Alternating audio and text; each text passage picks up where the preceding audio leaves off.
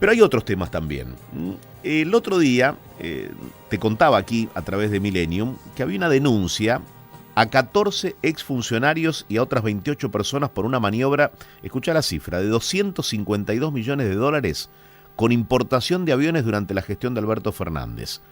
Un informe basado en una denuncia que detecta esta irregularidad, el partido liderado por Lilita Carrió, y vamos a hablar en esta ocasión con Hernán Reyes, que es legislador de la Ciudad de Buenos Aires, miembro de la Mesa Nacional de la Coalición Cívica ARI.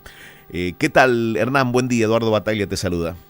Hola Eduardo, buen día, un gusto hablar con vos. Igual, digo, en momentos donde parece que monitorear algo del Estado es mala palabra, o donde se empiezan a destapar algunos focos de irregularidades cometidas en distintos organismos, el gobierno nacional responde cerrándolos o disolviéndolos y cesanteando a la gente que allí trabajaba. Yo no sé si terminan pagando en algunos casos justos por pecadores, pero digo, ¿qué cantidad de hechos con denuncias de irregularidades, ¿no?, que se están conociendo en la Argentina, Hernán? Sí, definitivamente, y no podemos soslayar que es responsabilidad del poder político. No es el Estado por ser el Estado. El Estado ha sido cooptado durante muchos años por un poder político, por un poder empresarial que lo utilizó en beneficio propio. Si uno imagina el Estado, hay que imaginarlo como la organización que cuida o administra el interés general, el bien público. Y creo que el mayor problema, Eduardo, que hubo en la Argentina es que ha sido cooptado, que ha sido destruido y que, bueno, hoy vemos las consecuencias, pero no hay que diagnosticar mal, me parece. Bueno, contame acerca de esta denuncia que has presentado como legislador y que habla de la compra de aviones. ¿Esto sería una maniobra irregular y por qué? Te doy el contexto. Acordate en aquel momento, en el año 2020 a 2023, de altísima restricción de acceso al tipo de cambio, a los dólares, y de dificultad enorme de las empresas para importar, al punto que en ese momento había suspensión de trabajadores, se adelantaban vacaciones, sanatorios indicaban que era muy difícil importar insumos para el diálisis, para los infartos. Pero en ese contexto, donde el gobierno había instaurado dos mecanismos de autorización de importaciones, la CIRA y el CIMI, en el periodo de Massa y en el periodo de Guzmán, nosotros nos encontramos que aparecieron importaciones enormes de aviones. No había plata para un stent, no había plata para un tomógrafo, no había plata para un perno de una pyme, pero sí había plata para que empresarios importen aviones. Este es el escándalo, sumado, Eduardo, a que no pudimos, por eso la denuncia penal, no pudimos dar cuenta en nuestra investigación de la matriculación de al menos 203 aeronaves, es decir, aviones que fueron importados, pero que por el desorden de la administración pública no se puede acreditar su matriculación. O sea, se objeta la compra en sí y, por otro lado, que a través de un mecanismo se logre, digamos, tener cierta utilidad con la brecha entre los distintos dólares. Bueno, dos puntos con la brecha. El primero, había una diferencia tan grande del tipo de cambio que en ese momento algunos aprovecharon y trajeron aviones a 2 por 1. Entonces era el Estado argentino el que financiaba esa diferencia del tipo de cambio, algunos vivos que se traían un avión. Pero el otro problema tiene que ver con que en algunos casos sospechamos que los aviones nunca vinieron. O sea, definitivamente lo que hubo es una simulación y esos aviones no entraron a Argentina, con lo cual hubo una fuga de dólares directa en beneficio de los importadores. Una compra fantasma. Una compra fantasma. Y también lo otro que denunciamos es que ha habido empresas que no tenían nada que ver con el rubro y que importaban aviones. Entonces es llamativo, una empresa que se dedicaba a la venta de comidas, una empresa que se dedicaba a call center, una empresa que se dedicaba a la construcción, de pronto, en el peor momento de reservas de la Argentina, en un momento de pandemia, en un momento donde las pymes no tenían insumos, donde los sanatorios no tenían equipamiento, la aduana, el gobierno de Alberto, de Massa y de Guzmán autorizaba para que se fuguen dólares. Esto es un escándalo porque yo lo asocio mucho, Eduardo, a dos hechos muy marcados. El vacunatorio VIP había escasez de vacunas y se vacunaban algunos, la fiesta de Olivos, era el encierro para todos y festejaban en Olivos, y la compra de aviones en un momento donde las pymes tenían que suspender trabajadores porque no tenían cómo producir. Bueno, finalmente es un modelo que yo creo que es típicamente miserable y egoísta, ¿no? Es aprovechar, rapiñar en momentos de mucha dificultad del país los beneficios, el beneficio propio, alguna ventaja. Hernán, ¿cuál es tu mirada acerca del cierre, en el caso, por ejemplo, de Trenes Argentinos Capital Humano, y del adelantamiento, por lo menos de la medida que se va a tomar con Casa de Moneda y otros organismos?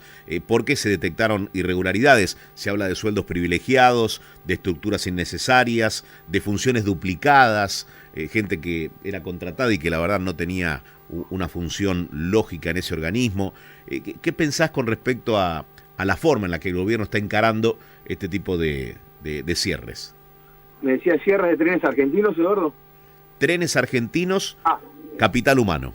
Es decir, sí, una empresa que involucraba un gasto anual de 42.000 millones anuales y por otra parte el empleo de más de 1.300, casi 1.400 personas. En algunos casos, lógicamente, cumplían sus funciones, en otras no tenían justificativo o entiende el gobierno que estaban sobredimensionados, ¿no?, en cuanto al servicio que prestaban.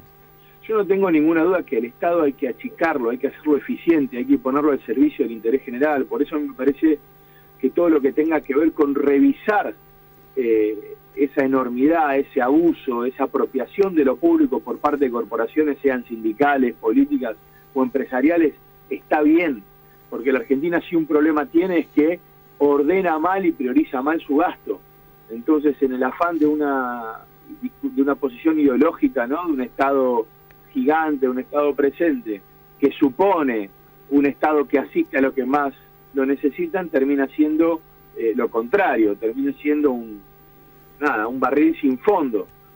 Mi preocupación con la mirada del gobierno es que en este y en otros casos no se propone achicar para tener un Estado eficiente, inteligente, desafiar lo dado. Se propone destruir al Estado. Entonces ahí es donde yo digo, miren, ojo, porque el Estado ya está destruido en cierta parte. El Estado ya ha sido cooptado, el Estado ya ha sido dañado. Entonces, lo que debemos hacer nosotros es intervenir para sanearlo, para mejorarlo. Entonces, te diría, bienvenido sea revisar todo, pero ojo y no confundir lo que es mejorar, sanear, desafiar, a lo que es amenazar, romper y destruir un instituto, una herramienta como el Estado, porque sin Estado no hay educación, sin Estado no hay seguridad, sin Estado no hay salud, sin Estado no hay control. Fíjate el caso que te doy yo. Aquí los que importaron con el tema de los aviones no fueron solamente los políticos que favorecieron a sus amigos, fueron empresarios que en el peor momento de crisis económica y de restricción de dólares aprovechaban su connivencia con el poder para hacerse de una ventaja económica. Entonces, mi conclusión sería esa, Eduardo: tenemos que dar vuelta a la Argentina, tenemos que pensar en un Estado al servicio de la gente y no al servicio de las corporaciones, cualquiera sea. La última, Hernán, hoy se llevará a cabo la segunda marcha federal educativa por el pedido que se hace sobre las universidades públicas. ¿De qué manera te posicionás ante ese reclamo y qué sucede? Porque de alguna manera se vincula con esto que acabas de señalar, ¿no? ¿Qué sucede con las universidades? ¿Está mal que se las monitoree? ¿Hacia dónde va el dinero? ¿Cuántos alumnos estudian activamente cada año? Voy a estar en la marcha, estoy en contra del veto. Creo que si algo la Argentina necesita es fortalecer su sistema educativo, y para eso necesitamos asegurarle los recursos mínimos de funcionamiento.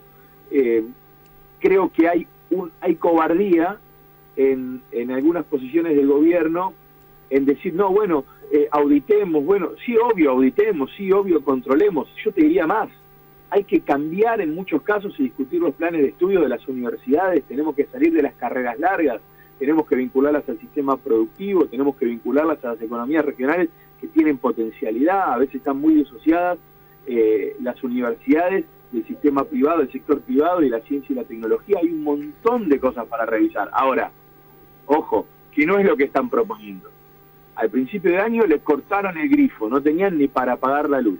Sale una ley votada por el Congreso y la van a vetar para no financiarle los salarios. Entonces, yo voy a estar reivindicando la universidad pública, soy egresado de la UBA, soy abogado de la UBA, mi vieja es hija de migrante, mi abuelo vino analfabeto, mi abuela también, mi vieja nació acá, se hizo abogada, me llevó a mí a la universidad, yo no vengo de cuna y la verdad que estoy dispuesto a desafiar y a poner en jaque todos los sistemas y todas las corporaciones y toda la falta de transparencia que puede haber en la universidad pública, pero estoy convencido de que todo lo que tenemos que ver con una Argentina de clase media que quiere ser, que quiere que haya crecimiento, desarrollo, progreso, ascenso social, tenemos que defender la universidad.